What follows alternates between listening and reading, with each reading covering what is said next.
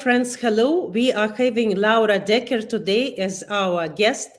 This is young, beautiful girl who is incredible in my mind. She sailed around the world, believe it or not, and she starts sailing at the age of 6. Normally, at the age of 6, kids are going to kindergarten with their mothers and fathers, but she starts sailing with her dog. For me, all that sounds already amazing, incredible, like a movie. Since I'm director and producer of the documentary films, Laura is definitely my candidate for the movie about her. Hello, dear Laura. Hello. Happy to see you. Tell me, please, why you are right now in the boat? I live on the boat, so we use this boat to sail with kids and teenagers. But yeah, when we're not on the programs, then we just live on it. How is it to live on the boat? Is it comfortable, not comfortable? Maybe you want to take a shower. Maybe you want to have something exclusive, or you have it all on your boat. Well, this boat is actually quite nice, but it totally depends. So the boat I sailed around the world on, it didn't have a fridge or freezer or shower and warm water. I only had 150 liters of water in total anyway.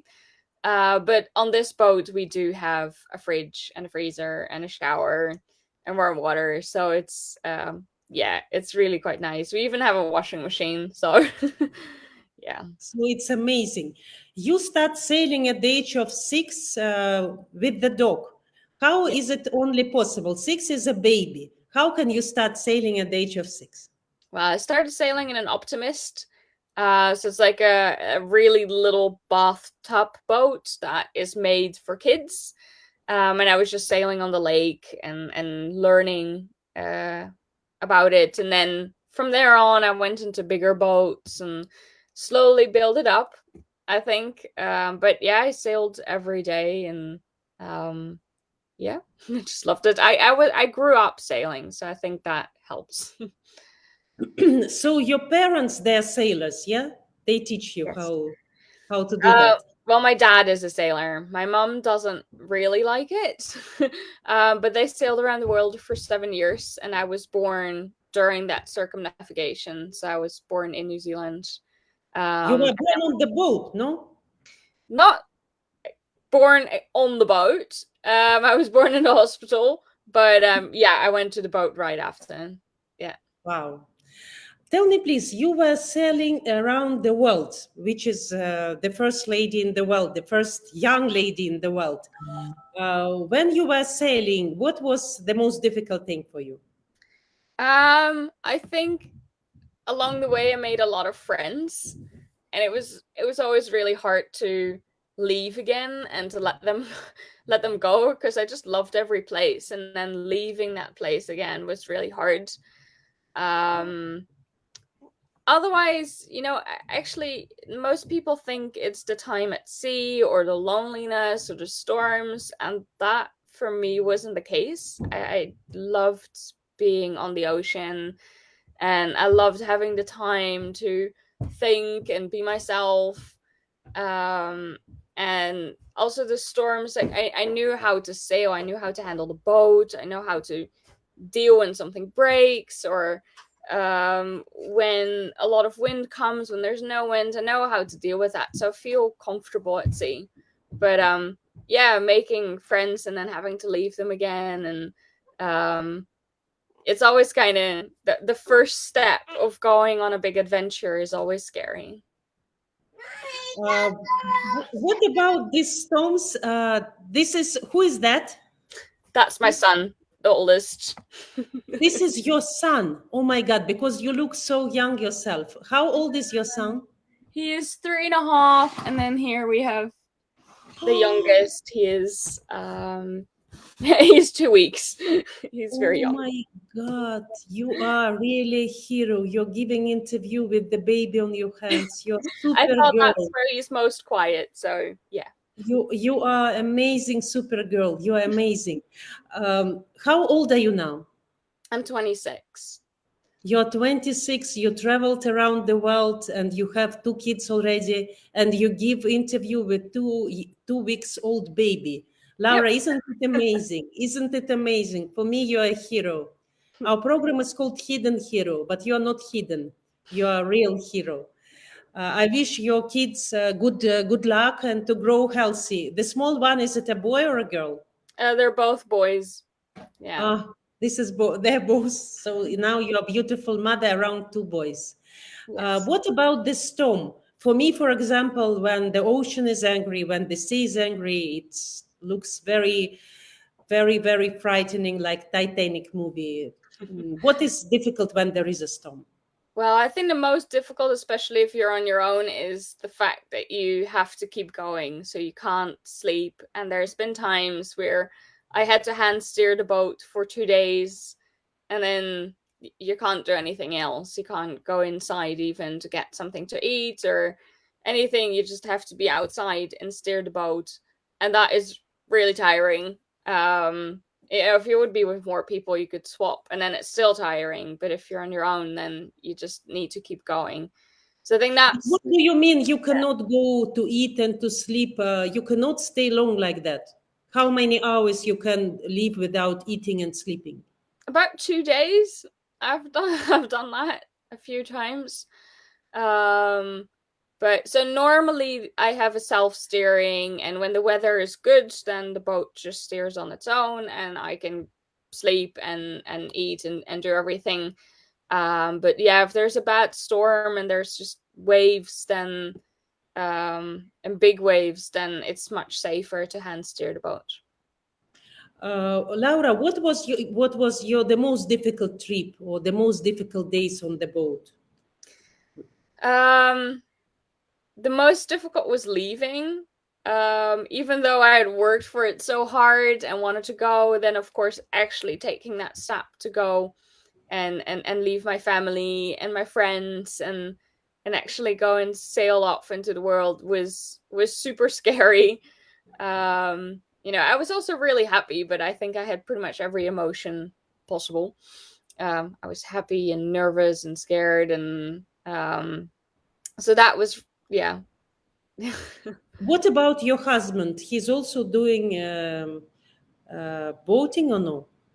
Yes. Yeah, we're running the foundation together, sailing, and whenever we're not sailing with the kids, then we're working on the boat. So he's a boat builder by trade. And he's always sailed as well. He's building boats.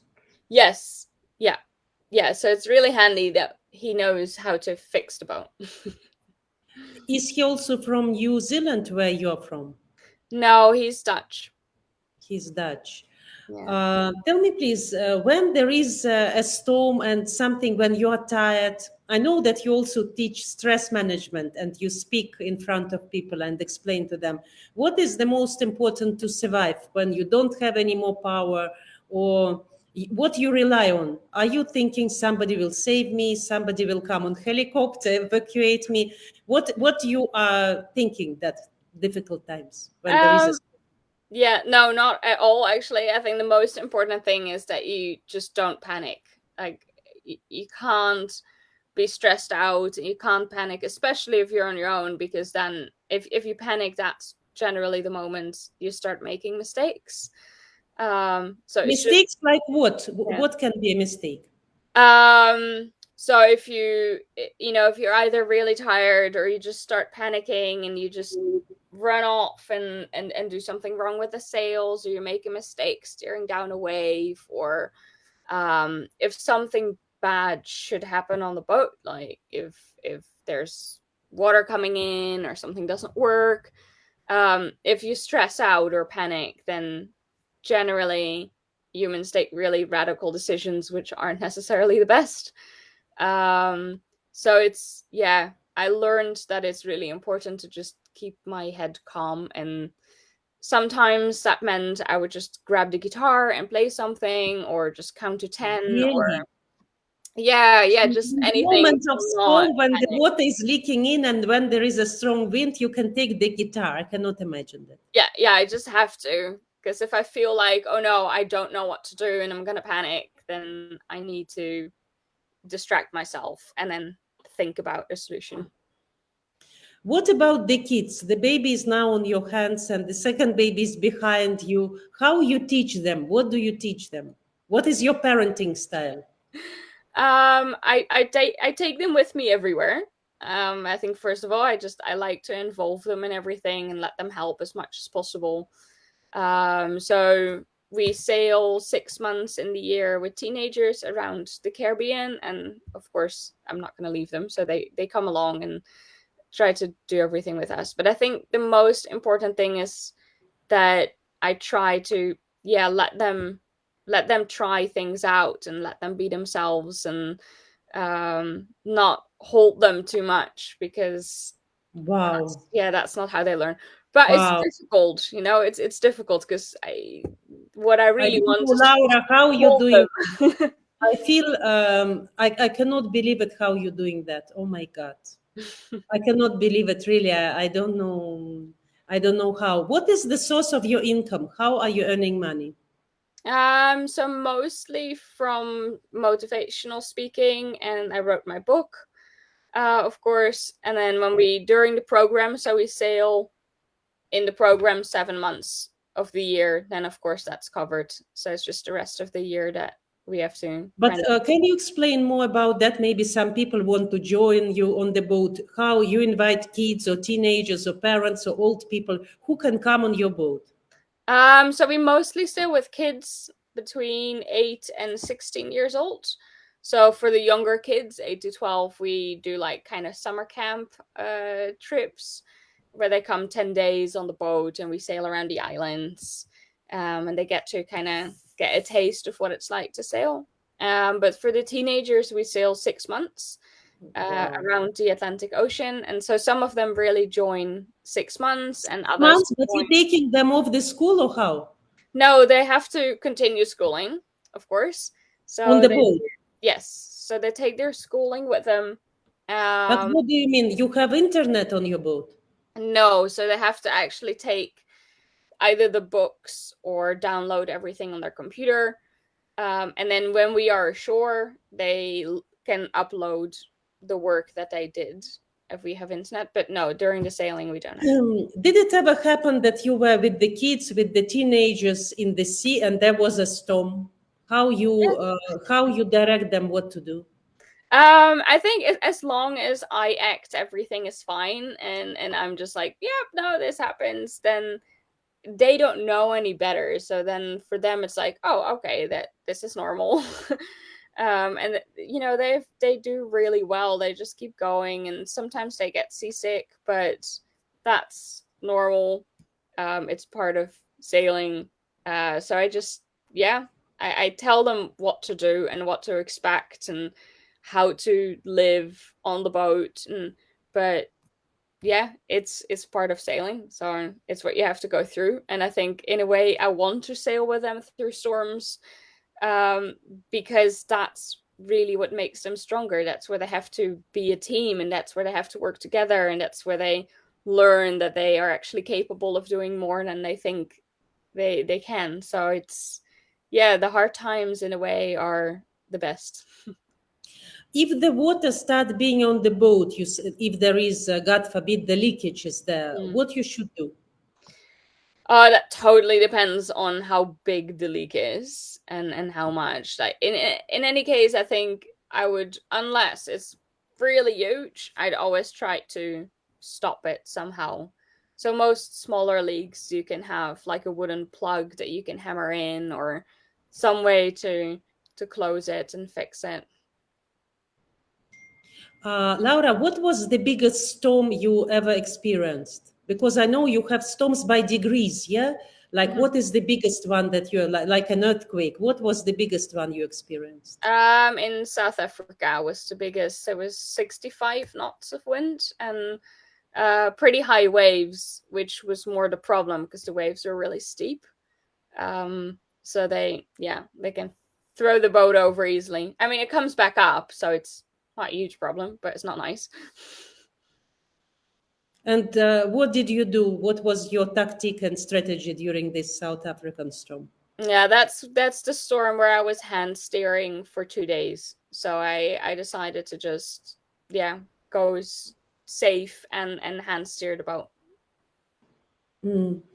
What you will recommend to people who are under stress by some reasons, who are afraid now because of situation, because pandemic, political situation, and who don't know how to overcome the stress? You are the person who's sitting with baby on their hand and speaking, oh, the storm, the leakage, it's nothing.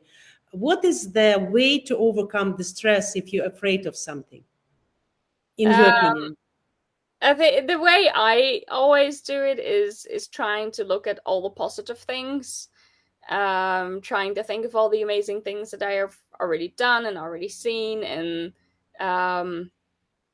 yeah, I think also taking it step by step.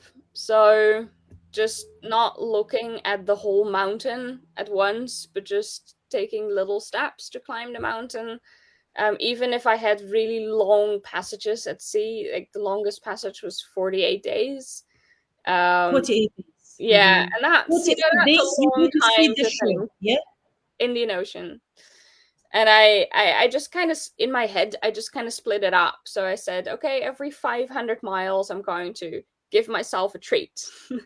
So yeah, I did that. What was the treat? What was the treat? Sometimes I think generally I just like something yummy. So canned fruit or something that I didn't have much of, or pancakes, or yeah, it was generally something small, but something to look forward to, and it kind of broke the huge amount of miles into a less huge amount. And even setting up the foundation and other things that I've done in my life, I try not to look at all of the work that needs to be done and everything that still needs to happen, because then I just, even, yeah, I'm just like, I don't think I can do this. So it's like I try to make a planning and then try not to worry about it too much and just go day by day. And when things don't happen the way I planned them, or something just doesn't work out, and I think, okay, yep, that didn't work out, and I try not to see it as a failure, but rather as something to learn from. Then I think, okay, but why didn't it work out? How can I improve that next time? So yeah, if something doesn't work out or something goes wrong, it's not necessarily failure, it's just something to learn from. What about the water? You said that one time you didn't have even enough water. The water is the most precious thing. How can you sail if you don't have enough water? Well, I had 150 liters of water in a tank. So I just had to be really, really careful. And I was catching rain if it was, yeah, not enough. And so I would do the dishes with salt water and shower with salt water and things like that. Yeah. But how do you mean catch the rain? Did you have cups, or did you have mugs, or did you have something to catch it Um, on the deck? I had like a solar, like a tent on the boat, that like a bimini, so it kept the sun out, and the rain would fall on that, and I could catch it in. I generally just caught it in bottles. You are magic. You are Indiana Jones girl. Indiana Jones girl. And Laura, my final question to you: what is your biggest dream at the moment? I think so. What I'm doing now is I really love that. I love sailing with the kids and seeing how they grow and kind of giving them some of the lessons that I learned as a teenager. But yeah, all that I really wish for is just that my kids will be happy and healthy and grow up Wow. well. And I think just my family, that we're just healthy and stay happy together. That's by far the most important thing for me. And for kids, that you take them on the trip, and it's after these 6 months when they come back, what changed in them? Uh Being 6 months on the boat, how yeah, did they change? it really depends on the child, but especially the ones that join 6 months, they, yeah, they're different people when they come back. I think they gain a lot of self-awareness, so they get to know themselves much better, and realize maybe, okay, I like this and I don't like this and I want to go this direction. So they know much better where they want to go in life and where they stand. But they're also a bit more confident because they have to do everything on the boat themselves. So they actually have to cook and sail and clean, and we let them do everything. So that, yeah, that helps to gain confidence, but also communication skills and teamwork and all that. You just don't have a choice on a boat. You have to do it, which is why it's such a nice learning platform, I think. Are you allowed adults also to join you? Now I want to join you, Laura. Well, we're thinking about it. We're trying to set up programs for adults as well, but for the moment, it's just kids. Yeah. Maybe you can take, and like starting from small, like 3 days, 7 days, Yeah, we're gonna just work to on make it. sure we will not die on the first day, to make sure, and then extend it. To Yes. people who are a little bit spoiled. Are you consider yourself, because you look very beautiful like a model, is glamorous life, glamorous, look like Cinderella, like beauty, is glamorous life, glamorous dresses important to you? Or since you No, live in the not boat, really. it's no importance? Not really. No, I'm natural, so I just kind of wear what's comfortable on the boat and what's practical, and yeah, that's it. And I'm really lucky because my partner doesn't care too much. That is really amazing. I will tell you that you surprised me a lot, a lot, a lot. Hidden Hero really sends best regards to you.